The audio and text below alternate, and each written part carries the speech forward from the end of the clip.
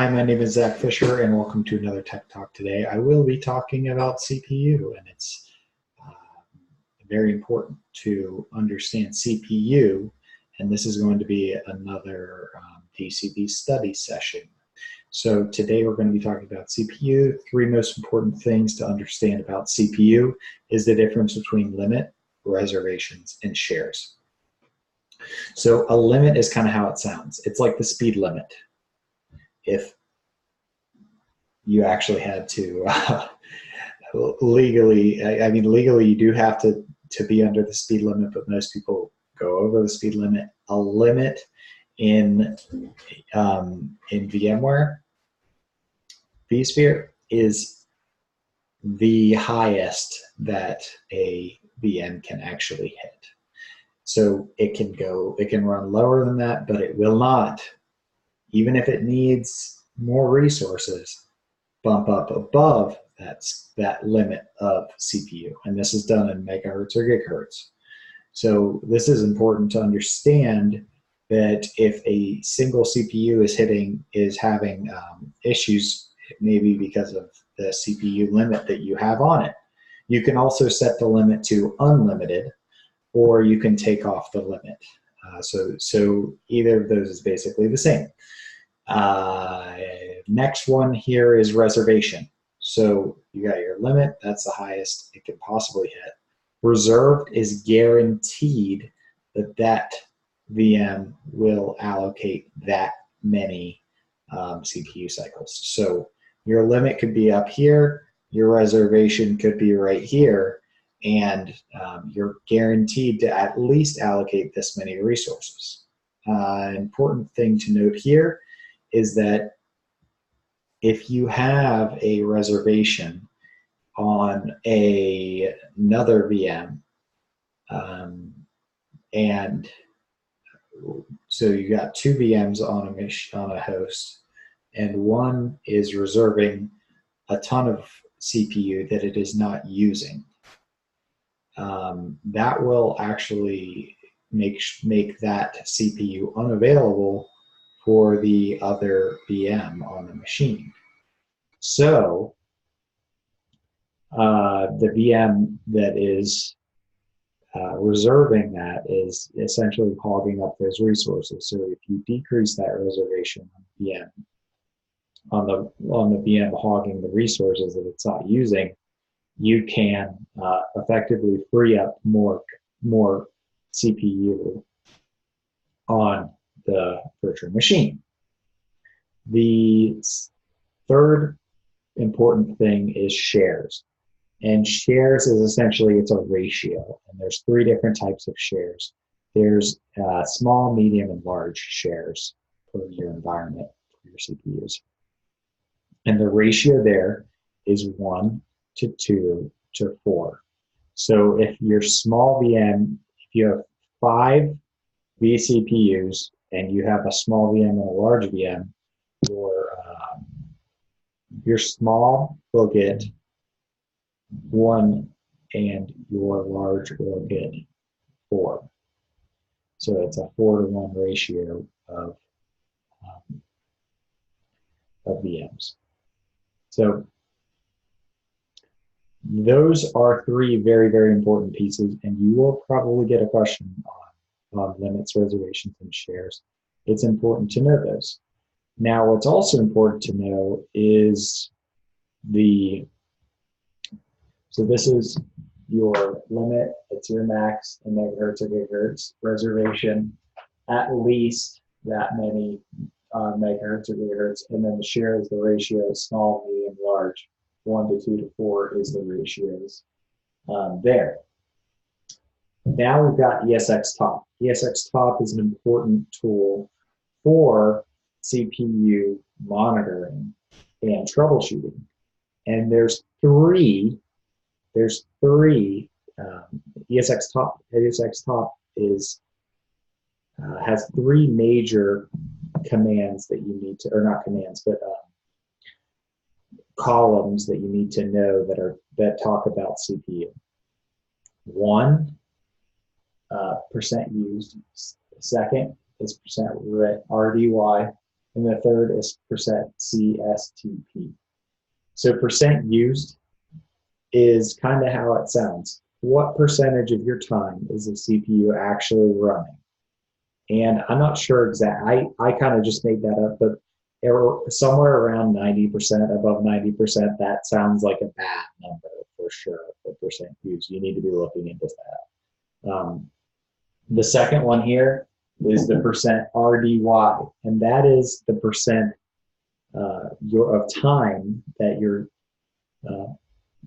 your VMs are waiting for CPU cycles. So anything above 5%, that is for sure something that you need to be looking into. Why is that happening? So that's your time waiting, and this is probably the most important one to look at. If you see a chart, first look at this one, okay? And then the other important one here is, this one is a very interesting piece. And it's one of those things that I didn't really know until I started getting into VMware, that this could ever possibly be an issue. And this one is the percent CSTP. And this one is essentially the time that your VM is spent waiting on the essentially the reserved memory capacity or CPU capacity. So if you have if you need 10 CPUs and your application is sitting there waiting for 10, although it only needs 8, that is the percent CSTP. So it's essentially the amount of time spent waiting for CPUs that it isn't even needing.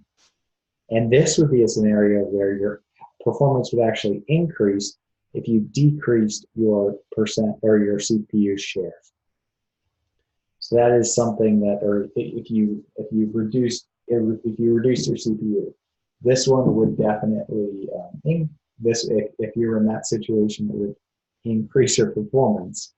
Very interesting stuff. So that's why you would probably need to look at both of these. If your percent, you probably have to look at all three if that was the situation. So some interesting troubleshooting fixes here. So obviously, you're going to need to know about reservations, shares, and limits, and how to mess with those. It's kind of intuitive, but make sure that you understand that. The second piece here is your troubleshooting and your fixes. So here are some interesting troubleshooting techniques that I got off of VMware's knowledge base. Lowering your disk latency. That, if your disk latency is too high, that will cause your CPU utilization, or your CPU utilization to spike. So lowering your disk latency. Using larger, if you have too small of network packets, that'll be sending a lot of network packets. So if you make those larger, use larger frames, that will help fix any kind of CPU issues, or some certain kinds of CPU issues, that specific kind. If you move to a new host, that's like DRS will help you do that. But if you use, it's pretty obvious, if you need more CPUs than the host that is on it can provide, you can move it to a new host. But that's something that you wouldn't get in those three. If you increase, if your memory allocated is too low, it might just sit there in the CPU cycle and spin up your CPU. So increasing your memory allocation is important. This one I just saw. Make sure that, if this is, it's a weird one, but making sure that the VMware tools is installed. That could do funky things with your CPU reservations, and all those types of things that VMware tries to do. So make sure that VMware Tools is installed, and that could fix something there. And then you need to reduce the CPU to what is needed. That's what I was talking about before. So if you have a high percentage of the time waiting to reserve more VMs than you need, then you could need to actually reduce the CPU to what is actually just needed. And then the last piece, so those are troubleshooting.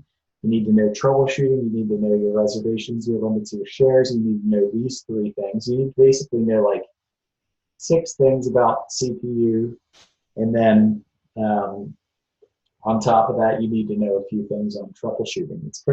It's not that bad.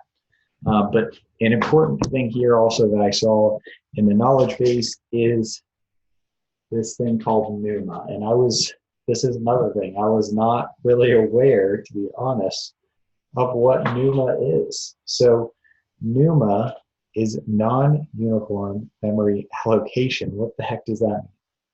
So on a motherboard, what you have is you've got like your CPU, and then you've got your memory right next to it. And this is basically the memory for your CPU. And then you have another CPU and the memory that's very close to it. And most of the time, this doesn't really matter, because if this CPU is using this memory and this CPU is using this memory, it's not really gonna matter, because it's so both of these, all these connections are so fast. It's ridiculously fast. Well, in certain types of applications, applications, you need to make sure that this CPU is using this memory right here. And this is an advanced setting in CPU, and it's called CPU affinity and then memory affinity. You need to make sure both of those are turned on in your VM. It's called auto mem affinity and CPU affinity. If you've got NUMA, that's the reason why they have this CPU affinity. It just means that the CPU is reserving the memory that's next to it. And I'm pretty sure that's what affinity means. It just means that it is close to the resources. So now I've got my slideshow, and this slideshow is basically from, let me share my slideshow, and you can take screenshots or whatever if you need to, but these are essentially from knowledge articles and studying that I've done. So here are some of the important things that I saw on reservations versus limits versus shares. So important thing here is you've got your limit, and that will limit the megahertz, gigahertz reservation. It's a reservation, so that's going to reserve at least this amount in megahertz or gigahertz. And there's the shares in low, medium, high, 1 to 2 to 4 ratio. So you can also select custom here for shares. There may be a question on that, so I guess I didn't mention that, but you can also select custom, and it's a proportion as well. So it's all ratios and proportions. And if you get a question on it, you may have to use your calculator and do some math, but it shouldn't be too hard. ESX top. So percent used is the percent of time spent on this physical CPU executing the cycles. Percent ready is the time not spent on the CPU. So the time waiting, the time not spent on CPU cycles that was needed. And then percent CSTP is the percentage of time for a VM with multiple VM is reserving multiple CPUs to catch up.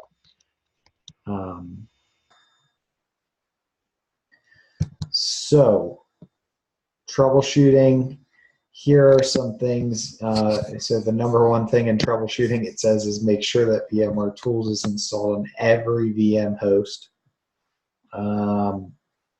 You can see some of the important causes.